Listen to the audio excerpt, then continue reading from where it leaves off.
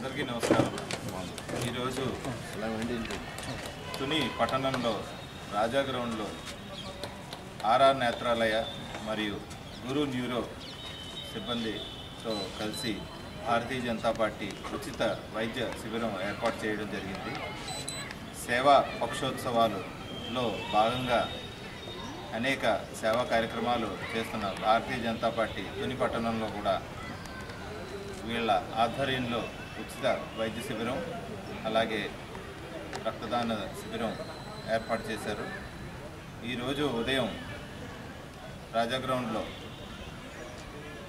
దాదాపు 150 మంది వరకు బ్లడ్ టెస్టులు, షుగర్ టెస్టులు మరియు బీపీ టెస్టులు చేయడం జరిగింది.